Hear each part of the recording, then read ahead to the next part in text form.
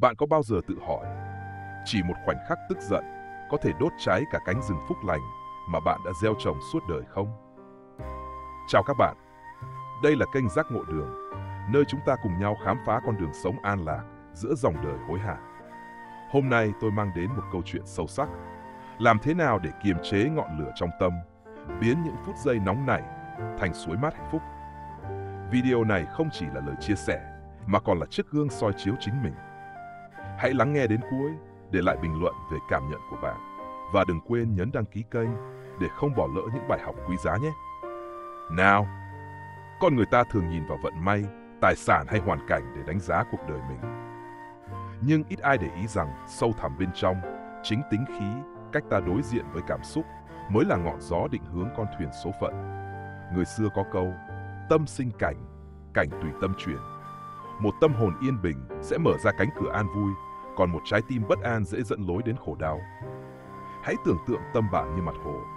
Khi gió giận dữ thổi qua, sóng nổi cuồn cuộn làm mờ đi mọi hình ảnh đẹp đẽ. Nhưng nếu bạn giữ lòng tĩnh lặng, mặt hồ sẽ phản chiếu cả vầng trăng rằm. Trong Kinh Pháp Cú, Đức Phật dạy, tâm dẫn đầu các pháp, tâm làm chủ, tâm tạo tác tất cả. Tính khí không chỉ là phản ứng nhất thời, mà là hạt giống gieo nên cả cánh đồng đời bạn. Tôi từng nghe câu chuyện về một người đàn ông nghèo khổ. Một ngày mưa lớn, bức tường nhà ông sụp đổ, để lộ ra hũ vàng chôn giấu từ lâu. Từ kẻ trắng tay, ông trở thành kẻ giàu có chỉ qua một đêm. Nhưng vì tự ti về trí tuệ kém cỏi, ông tìm đến một thiền sư. Vị sư bảo, ông có tiền, người khác có trí, sao không dùng tiền mua trí tuệ? Nghe lời, ông đến gặp một nhà sư khác và hỏi, ngài bán trí tuệ cho tôi được không? Nhà sư đáp, trí tuệ của ta đắt lắm, một câu giá 1000 lượng bạc. Ông gật đầu, chỉ cần có trí tuệ, tôi trả bất cứ giá nào. Nhà sư mỉm cười, khi gặp chuyện khó, đừng vội hành động. Hãy tiến 3 bước, lùi 3 bước, đi qua đi lại 3 lần, trí tuệ sẽ tự hiện ra. Đêm ấy về nhà, ông thấy bóng người lạ nằm cạnh vợ trên giường. Cơn giận bùng lên như lửa cháy, ông rút dao định lao tới. Nhưng chợt nhớ lời nhà sư, ông dừng lại, bước tới 3 bước, lùi 3 bước, làm đủ 3 lần. Người kia tỉnh giấc, cất tiếng, con ơi, giữa đêm con làm gì vậy? Hóa ra đó là mẹ ông, về thăm mà ông không hay. Ông dùng mình nghĩ, nếu không nhờ trí tuệ hôm nay, ta đã giết chết mẹ mình. Sáng hôm sau, ông mang tiền đến trả nhà sư, lòng thầm cảm ơn bài học cứu cả đời ông. Câu chuyện ấy nhắc ta rằng, chỉ một phút nóng giận có thể đốt cháy cả cánh rừng phúc lành ta đã gây dựng. Tính khí không chỉ là cảm xúc thoáng qua, mà là ngọn lửa định hình số phận. Giận dữ giống như ngọn lửa không ai mời mà vẫn đến. Nó bùng lên nhanh, thiêu rụi lý trí, để lại tro tàn của tiếc nuối.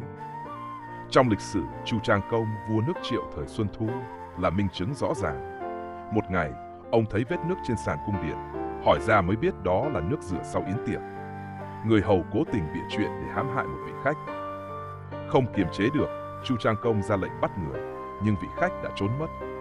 Tức giận điên cuồng, ông đập tay may mảnh đến nỗi ngã vào lò lửa, bị bỏng nặng.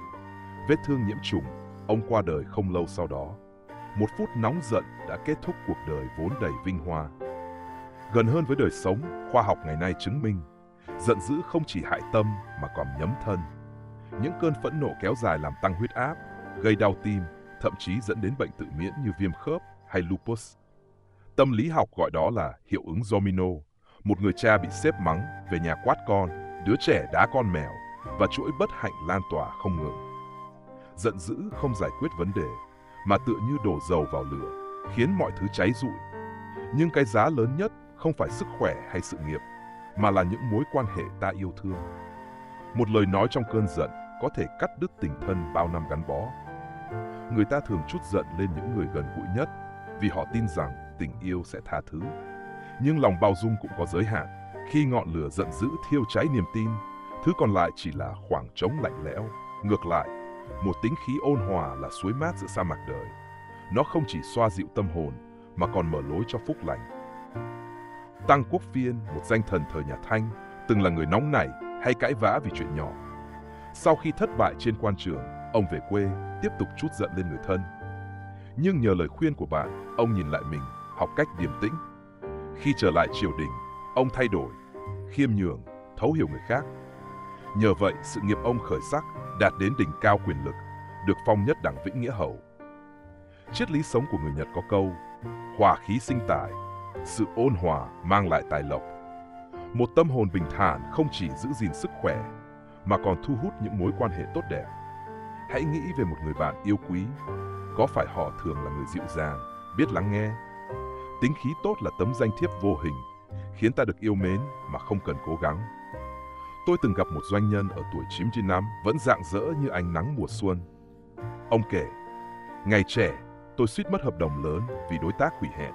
Tôi tức giận, định đôi co, nhưng rồi tôi bình tĩnh mang sản phẩm đến gặp họ lần nữa. Dù không cứu vãn được, sự điềm đạm của tôi khiến họ giới thiệu tôi cho khách hàng khác. Từ đó, tôi học được, bao dung không chỉ là tha thứ, mà là mở lối cho chính mình. Tính khí tốt không chỉ là đức hạnh, mà là sức mạnh vượt lên nghịch cảnh. Kiềm chế tính khí không phải là đè nén cảm xúc, mà là làm chủ nó. Đó là khi bạn đứng giữa cơn bão lòng mà vẫn giữ được nụ cười. Nhà sư trong câu chuyện đầu tiên đã cho ta một bài học đơn giản. Tiến 3 bước, lùi 3 bước. Đôi khi chỉ cần dừng lại, hít thở, bạn sẽ thấy lối ra. Đức Phật dạy, chiến thắng ngàn quân không bằng chiến thắng chính mình. Người mạnh mẽ nhất không phải kẻ chiếm thành, mà là kẻ giữ được tâm an. Nhìn vào đời sống ta thấy rõ, một gia đình hạnh phúc thường có người vợ hoặc chồng biết nhẫn nhịn. Tôi biết 3 chị em đều tài giỏi, nhưng cuộc sống khác biệt vì tính khí của người họ chọn. 2 người lấy chồng hiền lành, gia đình êm ấm, con cái rạng ngời. Người còn lại lấy chồng nóng nảy, thường xuyên đánh con. Đứa con lớn lên rụt rè, xa cách cha mẹ, gia đình tan nát. Tính khí tốt không chỉ là phúc cho mình, mà là món quà cho cả thế hệ sau. Hãy tưởng tượng cuộc đời như một cánh diều tự xí. Nếu bạn buông lỏng, diều sẽ rơi. Nếu bạn giữ chắc, nó sẽ bay cao. Mỗi lần kiềm chế cơn giận, bạn không chỉ cứu lấy một khoảnh khắc mà là cả một tương lai. Đừng để cảm xúc làm chủ bạn, hãy để bạn làm chủ nó. Cuộc sống là hành trình ngắn ngủi, nhưng đầy gió sương. Bạn không thể kiểm soát mọi thứ xảy ra, nhưng bạn có thể kiểm soát cách mình phản ứng. Một người nóng nảy dễ biến cơ hội thành tai họa, còn người điềm tĩnh biến nghịch cảnh thành bài học. Hãy nhớ câu ngụ ngôn về người đàn ông chạy quanh nhà mỗi khi giận dữ. Ngày trẻ, ông nghĩ, nhà nhỏ thế này, đất ít thế này, sao phải giận? Cơn giận tan biến, ông lao vào làm việc. Đến tuổi già, đất đai rộng lớn, ông vẫn chạy, tự nhủ, ta đã có tất cả, sao phải chấp nhặt? Giận dữ ta như mây khói. Sống đẹp không phải là không giận, mà là biết buông giận. Khi tâm an, mọi chuyện thuận. Khi lòng rộng, phúc lành tự đến. Tính khí tốt không chỉ là chìa khóa cho sức khỏe, sự nghiệp, mà còn là chiếc cầu nối bạn với hạnh phúc thật sự.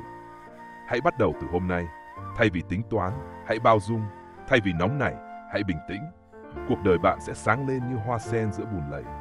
Các bạn thân mến, đây là Giác Ngộ Đường, nơi ta cùng gieo hạt giống an lạc trong tâm hồn. Tính khí tốt không chỉ là bài học, mà là ngọn đèn soi lối đời bạn. Hãy thử sống ôn hòa một ngày, bạn sẽ thấy điều kỳ diệu. Cảm ơn các bạn đã lắng nghe. Đừng quên để lại bình luận, chia sẻ câu chuyện của bạn và lan tỏa ánh sáng giác ngộ đến mọi người nhé.